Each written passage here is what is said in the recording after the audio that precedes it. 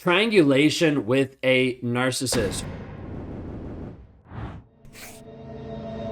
Oftentimes you'll have this piece where a narcissist is trying to pit you against another person, trying to make sure that you view and act a certain way towards another person. And this oftentimes is what we call is triangulation. If you guys are new here, my name is Ben Taylor. I'm a self-aware narcissist on this channel to provide awareness, healing, growth, and transformation.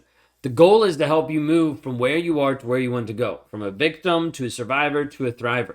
My goal is to help you break the trauma bond, eradicate the triggers, to get rid of the addiction to the toxic person or the cycle back and forth to the toxic person, and help you live in your freedom and your peace and in your purpose.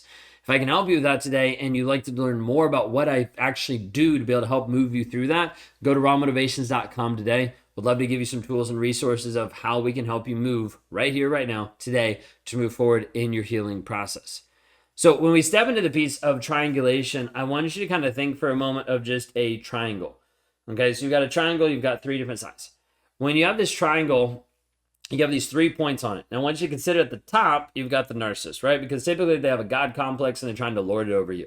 You've got the narcissist at the top. Then you've got you on one side, and then you've got someone else on the other side. Now, the someone else could be anyone, okay? It doesn't have to be a certain version or genre of person. It could be anyone. It could be their affair partner. It could be their next wife. It could be like previous people in your life. It could be past relationships. It could be family members that you have. It could be your daughter. It could be your son. They could triangulate you against anyone. Now, when we're dealing with this piece of triangulation, it's in this triangle form because there's typically 3 people involved. There might be more, but we're just using it 3, keep it simple, right? What we're dealing with is typically this aspect that the goal is we're actually breaking the bottom of the triangle. Like what? No, we're breaking the bottom of the triangle because the bottom of the triangle has you and the other person. Let's use your kids because that'd be an easy one, okay? He's trying to pit your kids against you, trying to pit you against your kids, trying to break you up. Okay, so inside of that, the triangle that's here, him at the top, you over here, kids over here, he's trying to say, what do I need to do to be able to break this communication out the bottom so these are separate? You see what I mean? So triangulation is the breaking and the disintegration of the relationship of you and the other person. Now, the narcissist is oftentimes doing this very, very, very subtly, typically using it in small ways to be able to infiltrate your mindset, your thought process about this other person, and doing the same exact thing to the other person. He might be communicating to that other person, hey, this is what's going on. This is how bad it is. This is what's so awful. This is how bad she is. This is what she's doing. And then he's communicating to you like, hey, so-and-so, they said this about you. Like, I can't believe this. I just feel uncomfortable about it. This is how narcissist isolates you. Okay, triangulation is a very easy tool for narcissists to use to isolate you. Divide and conquer. That's literally what it is. Divide the two of you apart, conquer. Now he's in control of both of you because he's running the narrative. You get to a place where you're so pissed off, disconnected from that other person, then he can run whatever narrative he wants. This is why he can get away with so much, because he can feed any story that he wants to either one of you. You're not talking, you're not communicating because there's an issue, a division that he has instituted in there. He's put a divide in between the two of you. So as a result, nothing changes. You don't actually get the truth, and it just keeps going over and over and over again. This is the process of triangulation. Now, there's so many different ways to explain it, so I'll try to do it in different aspects. But the main thing that I need you to understand is it's the narcissist controlling the perception and the perspective of you and another person for the purpose of division, for the purpose of isolating you, for the purpose of separating the two of you. It's just pitting you against each other. So what he's doing is he's trying to plant small things. So I would do this in the form of victimhood. Okay, so the form of victimhood and triangulation is when I would contact and when I would be involved in falling in love, quote unquote, building another relationship with another person, starting another affair, oftentimes it would have this piece of triangulation. Now, it was different, it was manipulative in different aspects. So it'd be like triangulation talking to the affair partner of like, hey, this is what I'm struggling with at home. Like, this is how my wife's treating me. This is what I'm struggling with. Like, we just can't connect. We just can't have this communication. Creating a victim mode that they come and fix. Oh my gosh, let me fill that hole, right? We talked about that just the other day. Then on the other side, it would be triangulation, either pitting my wife against this person, pulling them away, or bringing them closer. Okay, so the triangulation piece was also sometimes bringing them closer, but because of all the pre-work I'd done on the other person, they weren't going to engage the same way. They weren't going to talk to my wife and be like, I heard y'all are really disconnected. No, because they were already invested in me. And so as a result, they were going to actually keep that secret because they wanted to be invested in me more than they wanted to be honest with my wife.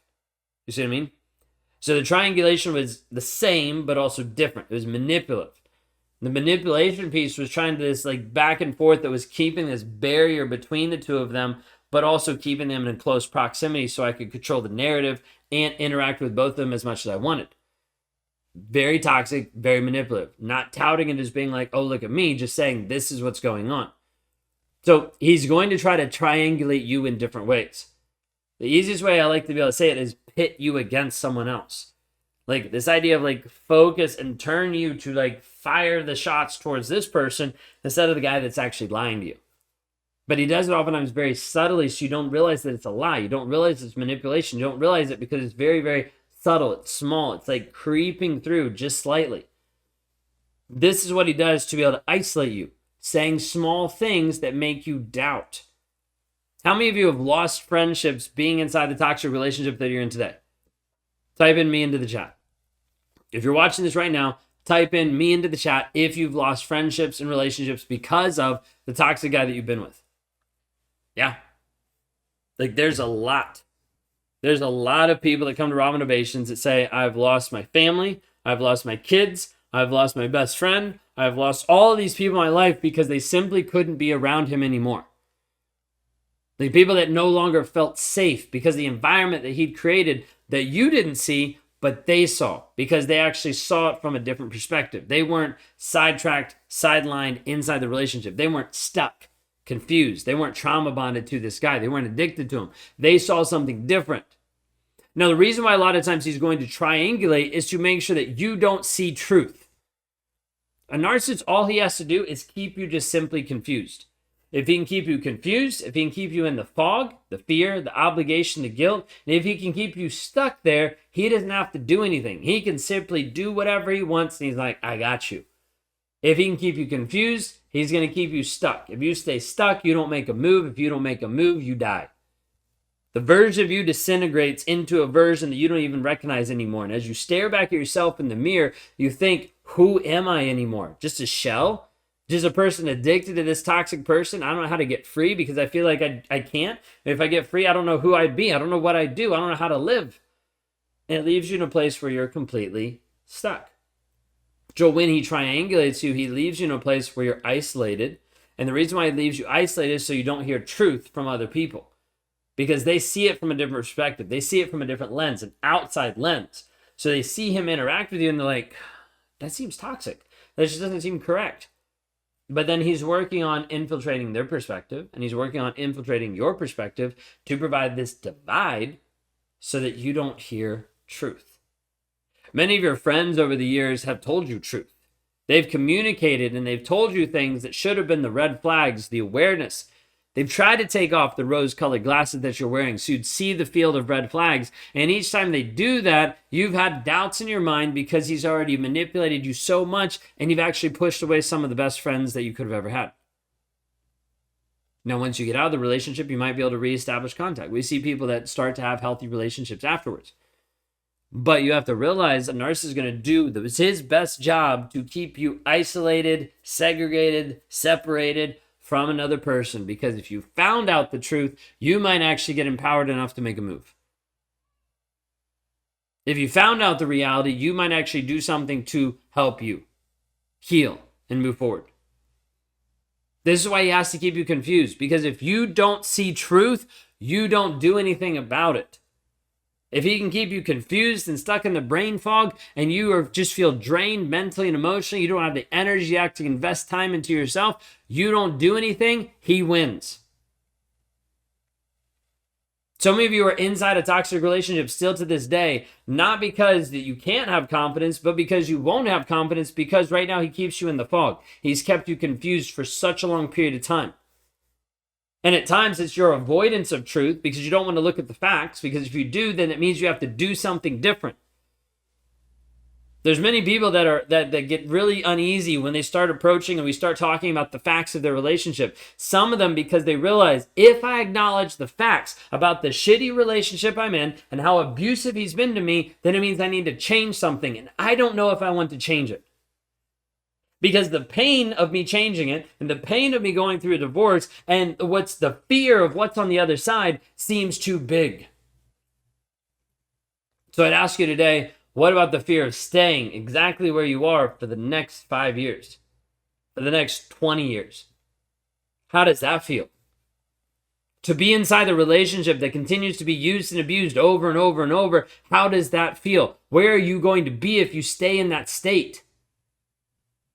Because most people won't acknowledge where they are. Most people acknowledge the cost of where they're going to continue to be if they don't make a move. He's counting on you not to make a move. He's counting on you to be naive and think that he's going to change. He's counting on you to believe the hope that he's selling you without the actual promises coming to fulfillment. He's counting on you to stay confused. Because if you stay confused, you don't move. If you don't move, you die. He will triangulate you to divide and conquer you from other people, to isolate you from other people, to make sure that you don't hear truth, and to make sure that you stay confused so that you don't make a move. I challenge you every single day to make a move. I don't leave you in a place of limbo being like, hey, it's okay. You can do this. You can. But I need you to make a move for you. Not for me, not for him, for you. If you're ready to make that move today, then I want you to go to rawmotivations.com. Click on the one-on-ones, watch the video that I have prepared for you, and sign up. Let's have a conversation. Let's see where you're at. Let's make a move. Because if you don't make a move, what's going to happen to you? What's going to happen to your kids? What's going to happen to your family?